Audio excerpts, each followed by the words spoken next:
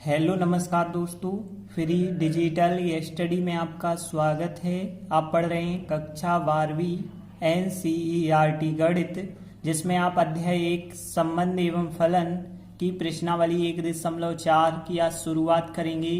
तो इसमें जो है हम पहले क्वेश्चन को करने से पहले समझ लेते हैं कि इसमें जो द्विआधारी संक्रिया की बात की गई है, द्विआधारी संक्रिया होती क्या है। तो देखिए, द्विआधारी संक्रियाएं बहुत सारी आप पहले से पढ़ चुके हैं, जैसे प्लस, माइनस, गुणा और भाग। 4 द्विआधारी संक्रियाएं आप पढ़ चुके हैं। जैसे हमने कहा यहाँ 2 + 3 का मान क्या होगा, तो ये आप पढ़ चुके हैं। उसी प्रकार से हम कहते 2 - 3 क्या होगा, तो ये भी आप पढ़ चुके हैं। तो यहाँ पे यदि हमने कहा 2 × 3 क्या होगा, तो गुणा वाली संक्रिया भी आपको पता है। अब हमने कहा कि 10/5 क्या होगा, तो भाग वाली संक्रिया भी आपको पता है। तो यहाँ पे हमने देखा प्लस, माइनस, गुणा, भाग संक्रियाएं जो है होती हैं। अब देखें, लेकिन यहाँ पे ये जो संक्रियाएं हैं दो संख्याओं के बीच हैं। यहाँ पे एक साथ आप जोड़ते हैं तो दो संख्याओं को जोड़ते हैं, ये बात अलग है। क्या हमने कहा 2, 3, 4, तो यहाँ पे पहले आप इन दो को जोड़ते हैं, फिर जो आंसर आएगा फिर उसको 4 के साथ जोड़ देंगे। तो 3 संख्याओं को भी आप जोड़ सकते हैं, लेकिन 2 करके ही जोड़ते हैं, इन 2 को जोड़ेंगे। इस वजह से 2 संख्याओं के बीच जो संक्रियाएं लग रही हैं, इनके लिए द्विआधारी संक्रिया कहा जाता है। वैसे ही यहाँ पे प्लस हो सकती है, माइनस, गुणा, भाग हो सकती है। तो संक्रिया को जो है हम कई चिन्हों के द्वारा दर्शा सकते हैं। स्टार के द्वारा यहाँ पे ज्यादातर दर्शाया गया है। कोई भी चिन्ह ऐसा हो सकता है, जरूरी नहीं कि हमेशा स्टार रहे। जैसे हमने कहा A*B संक्रिया है, और इस संक्रिया का मतलब जैसे हमने कहा कि AB वर्ग है। तो देखिए क्या है संक्रिया का मतलब, यदि आप यहाँ 2 संख्याएं लेंगे, 2*3 का जो मान निकलेगा वो क्या निकलेगा, पहली संख्या होगी, फिर दूसरी संख्या का वर्ग होगा। इस प्रकार से आप मान निकाल पाएंगे। तो संक्रिया का मतलब होता है कि उनके बीच कैसे जोड़ना, घटाना, गुणा, भाग करना है, वो आपको बराबर में दिया रहता है। इस हिसाब से आप चलते हैं। तो इस प्रकार से द्विआधारी संक्रियाएं होती हैं। अब देखिए, यदि हम बात करें प्रश्न 1 की, तो कहा गया है निर्धारित कीजिए कि क्या निम्नलिखित प्रकार से परिभाषित प्रत्येक संक्रिया स्टार से एक द्विआधारी संक्रिया प्राप्त होती है या नहीं। उस दशा में जब स्टार एक द्विआधारी संक्रिया नहीं है, अपना औचित्य भी आपको बताना है। जैसे आपके पास कुछ क्वेश्चन मिलेंगे, इन क्वेश्चन में आप चेक करेंगे क्या ऐसा हो सकता है A*B का मान A-B रहे। तो जो संक्रिया यहाँ पे बनाई गई है, यह Z+ में क्या हमेशा काम करेगी, तो ये द्विआधारी संक्रिया होगी या नहीं होगी, हमें ऐसे ही सवाल इसमें करने हैं। तो यहाँ पे पहले कुछ मतलब समझ लें। देखिए, Z का मतलब होता है पूर्णांक संख्याएं। ध्यान देना, Z का मतलब होता है पूर्णांक संख्याएं, जिसमें जो है 0 शामिल होता है, धन की संख्याएं शामिल होती हैं, और इस तरफ जो होती हैं ऋण की संख्याएं शामिल होती हैं। तो Z की बात, लेकिन जब Z+ कहा जाएगा तो केवल धनात्मक पूर्णांक शामिल होंगे। तो Z+ का मतलब भी आपको पता हो गया। और यदि हम बात करें R, तो R तो आप लोगों को पता है वास्तविक संख्याएं होती हैं R। N कहे तो N प्राकृत संख्याएं होती हैं। और यदि हम बात करें Q होती हैं परिमेय संख्याएं। ध्यान रखना, जो अंश बटे हर के रूप में लिखी जा सकती हैं वो कहलाती हैं परिमेय संख्याएं। तो देखिए, अब हम बात कर रहे हैं पहले सवाल की। तो देखिए, पहला सवाल है Z+ में मतलब पूर्णांक संख्याएं हैं केवल धनात्मक। A*B का मान यदि A में से B घटाने पे आपको उत्तर प्राप्त होता होगा, तो इसके द्वारा जो परिभाषित संक्रिया है एक द्विआधारी संक्रिया है या नहीं, हमें कैसे पता चलता है। देखिए ध्यान देना, Z+ का मतलब होता है पूर्णांक संख्याएं, और धन की पूर्णांक संख्या जैसे 1, 2, 3, 4, 5 ऐसे जो है बहुत सारी संख्याएं होंगी। तो देखिए, यदि हम बात करें इनमें से हम 2 संख्याएं चुने, वो 2 संख्याएं कहलाएंगी A और B, और उनको चुनने के बाद यदि उनमें संक्रिया लगाएं ए स्टार बी का मतलब ए माइनस बी करें तो देखिए आंसर जो है वो जेड प्लस से आएगा कि नहीं आएगा। देखिए यदि आपने ए का मान 5 लिया और फिर बी का मान समझ लीजिए 2 लिया तो आपने यहाँ पे देखिए ए का मान 5 रखा, बी का मान 2 रखा, आंसर मिला आपको 3। जो आंसर मिला है वह भी आपके जेड प्लस से है। तो आंसर जो 3 मिला है वो जेड प्लस से है। तो यहाँ कहने का मतलब है कि यदि आप ए और बी कुछ भी ले लें, अभी तो हमने 5 2 लिए हैं, आप कुछ भी ए और बी ले लेते हैं और उनको जो है ए माइनस बी करें तो उनका जो आंसर मिले वो भी जेड प्लस से हमेशा यदि मिलता है तब कह सकते हैं वो एक द्विआधारी संक्रिया है। यदि हमेशा नहीं मिलता है तो आप कहेंगे यह एक द्विआधारी संक्रिया नहीं है।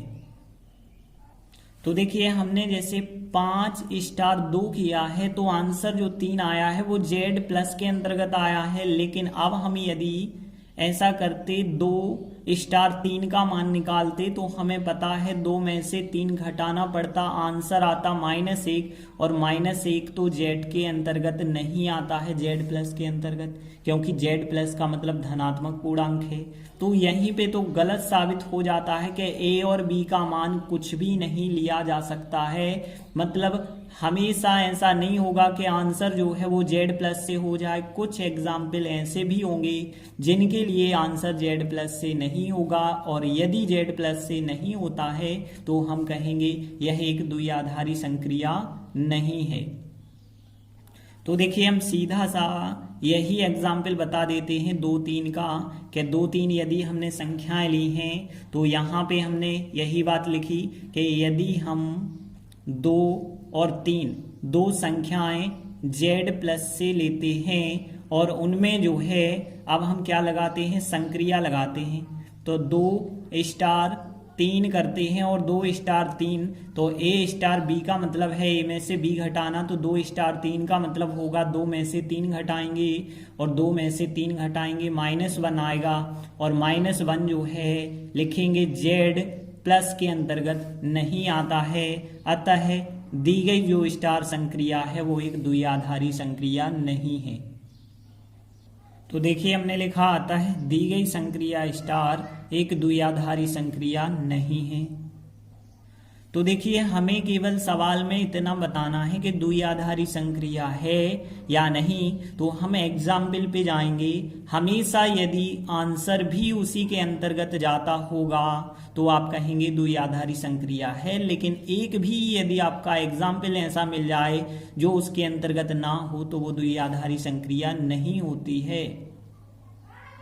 तो देखिए सेकेंड इसी का सवाल है, जेड प्लस में ए स्टार बी का मतलब है ए बी द्वारा परिभाषित संक्रिया क्या एक द्विआधारी संक्रिया होगी। तो देखिए यहाँ ए स्टार बी का मतलब है ए बी। यदि आप यहाँ पे जेड प्लस की बात कर रहे हैं तो केवल धनात्मक संख्याएं लेनी होंगी। जैसे हमने 2 स्टार 3 किया तो 2 स्टार 3 का मतलब होगा 2 × 3 और 2 × 3 का आंसर कितना होगा 6, तो यहाँ 6 जेड प्लस के अंतर्गत आता है। यदि आपने 10 स्टार 5 किया तो 10 स्टार 5 का मतलब होता है 10 × 5 और फिर 10 और 5 का गुणा करोगे 50, यह भी जेड प्लस से आता है। तो यहाँ पे यदि हम देखें तो ए और बी का मान हम कुछ भी ले लें जेड प्लस से और उनका यदि आप ए × बी करेंगे, गुणा करेंगे, तो जो गुणनफल होगा वो हमेशा जेड प्लस से आएगा। देखिए कोई भी ऐसा एग्जाम्पल नहीं होगा आपके पास, चाहे आप यहाँ पे 2 स्टार 3 निकालें या पलट के 3 स्टार 2 भी निकालें तो आंसर जो होगा वो 6 ही होगा, और 6 होगा मतलब जेड प्लस के अंतर्गत ही होगा। तो हम क्या बताएंगे, यहाँ पर हम बताएंगे कि यदि हम ए और बी जेड प्लस से लेते हैं तो यदि हम जो है ए और बी जेड प्लस से लेते हैं तो ए स्टार बी का जो मान होगा वो ए बी भी जो है जेड प्लस के अंतर्गत होगा और z प्लस के अंतर्गत होगा। इस वजह से हम कह सकते हैं जो संक्रिया है वो एक द्विआधारी संक्रिया होगी। जैसे आप एग्जाम्पल भी बता सकते हैं, जैसे हमने 2 और 3 का एग्जाम्पल लिया। 2 और 3 हमें पता है z प्लस के अंतर्गत हैं और फिर हमने 2 स्टार 3 किया। 2 स्टार 3 का मतलब होगा कि 2 इंटू 3 करेंगे तो 2 इंटू 3 जो है आंसर हमें कितना मिला 6 और 6 आंसर जो है z प्लस के अंतर्गत है। तो हम कह सकते हैं अतः दी गई संक्रिया एक द्विआधारी संक्रिया है।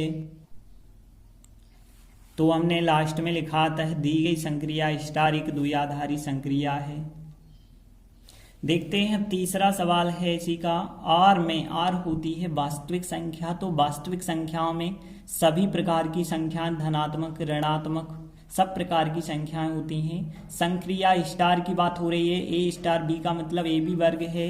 तो बताना है यह एक द्विआधारी संक्रिया है या नहीं। तो देखिए अब आपके पास यहाँ पे आर क्या है, वास्तविक संख्या। वास्तविक संख्या में धन की होती है, ऋण की संख्या, करणी की भी संख्या होती है।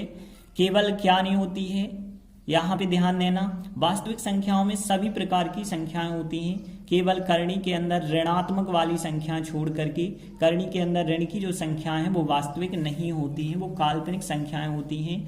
तो देखिए यहाँ पे आप ए का मान कुछ भी ले लें वास्तविक संख्याओं में से और बी का मान कुछ भी ले लें।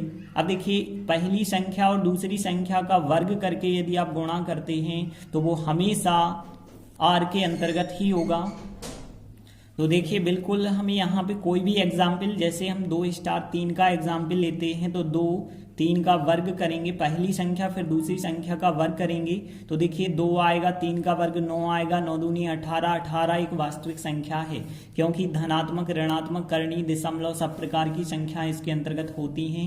तो देखिए यहाँ पे हम बिल्कुल यही बात लिखेंगे कि यदि हम पहली संख्या ए और दूसरी संख्या बी दोनों की दोनों हम रियल नंबर से लेते हैं और फिर उनमें जो है हम संक्रिया ए स्टार बी लगाते हैं तो ए स्टार बी का जो आंसर ए बी वर्ग आएगा वो आर के अंतर्गत आएगा। और आर के अंतर्गत आएगा आप बता भी सकते हैं, जैसे कि हमने यहाँ पे कोई एग्जाम्पल लिया, जैसे हमने 2 और 3 दो संख्याएं ली हैं जो रियल नंबर के अंतर्गत हैं, वास्तविक संख्याओं के अंतर्गत हैं। और यदि हमने 2 स्टार 3 किया है तो 2 स्टार 3 का मतलब है 2 3 का वर्ग और 2 पहली संख्या में बतानी होती है, फिर दूसरी संख्या का वर्ग। तो देखिए यहाँ पे और आगे यदि आप सॉल्व करेंगे तो 2 3 का वर्ग 9 होगा और 9 दूनी 18 होगा। जो 18 है वह रियल नंबर के अंतर्गत है और रियल नंबर के अंतर्गत है मतलब जो दी गई संक्रिया स्टार है वो एक द्विआधारी संक्रिया है। तो हमने लिखा अतः दी गई संक्रिया स्टार एक द्विआधारी संक्रिया है। देखिए इसी का चौथा क्वेश्चन यदि हम देखें, जेड प्लस में मतलब धनात्मक पूर्णांक की बात है। संक्रिया स्टार ए स्टार बी का मतलब है कि ए माइनस बी का मापांक। तो देखिए हमें पता है मापांक तो हमेशा धनात्मक होता है। तो यदि आप ए कोई भी संख्या धन की ले लें और बी कोई भी संख्या आप धन की ले लें और उनके बीच जब हम संक्रिया लगाएंगे और फिर हम पहली संख्या में से दूसरी संख्या घटाएंगे, घटाने पे भले ही संख्या ऋणात्मक बन जाए लेकिन जब मापांक लेंगे तो मापांक तो हमेशा धनात्मक होगा। तो देखिए यहाँ पे हम क्या लिखेंगे कि यदि हम पहली संख्या और दूसरी संख्या दोनों की दोनों z प्लस से लेते हैं तो यदि उनमें ए स्टार बी किया जाएगा तो उनका जो मापांक निकल के आएगा वह मापांक भी z प्लस के अंतर्गत होगा।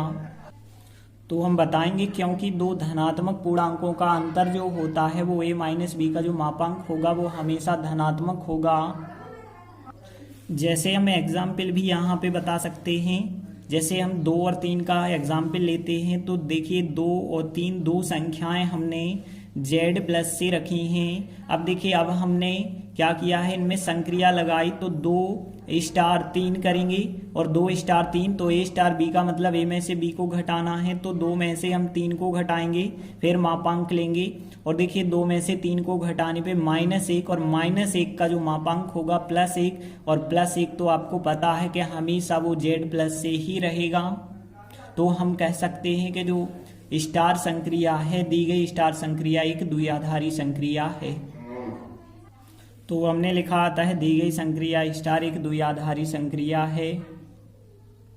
देखिए इसी का 5वां देखिए, तो जेड प्लस में स्टार संक्रिया दी गई है और ए स्टार बी का मतलब है ए। तो यहाँ तो देखकर ही बताया जा सकता है कि यदि आप पहली संख्या जेड प्लस से दूसरी संख्या जेड प्लस से लेते हैं और आंसर बनता है केवल पहली संख्या, तो पहली संख्या तो बिल्कुल आंसर जो बना होगा वो जेड प्लस से ही बना होगा, क्योंकि आपने जे भी जेड प्लस से लिया है, जे भी जेड प्लस से लिया है, तो यहाँ तो ए का ए आंसर बन गया, जेड प्लस से ही होगा, मतलब यहाँ जो संक्रिया होगी एक द्विआधारी संक्रिया होगी। तो हम लिखेंगे कि यदि हम पहली संख्या और दूसरी संख्या, दो संख्याएं जेड प्लस से लेते हैं तो निश्चित ही ऐसा होगा कि ए स्टार बी का जो मान होगा और ए स्टार बी का मान ए जो होगा वो जेड प्लस ही होगा। और यदि होगा तो आप एग्जाम्पल भी बता सकते हैं, जैसे कि हमने 2 और 3 दो संख्याएं जेड प्लस से ली हैं। अब यदि हम इनमें संक्रिया लगाते हैं तो अब यदि हम इनमें देखें 2 स्टार 3 का मान निकालें तो 2 स्टार 3 का मतलब होगा कि यहाँ पे देखिए ए स्टार बी का मतलब जब ए था तो ए स्टार बी का मतलब होगा केवल ए, केवल आंसर आएगा 2 और जो आंसर 2 आया है वो जेड प्लस से है। अतः हम कहेंगे दी गई स्टार संक्रिया एक द्विआधारी संक्रिया है। तो हमने लिखा आता है दी गई संक्रिया स्टार एक द्विआधारी संक्रिया है। तो इस प्रकार से हमने प्रश्न 1 के 5 सवाल कंप्लीट किए। आगे के वीडियो में हम आगे के सवाल करेंगे। धन्यवाद।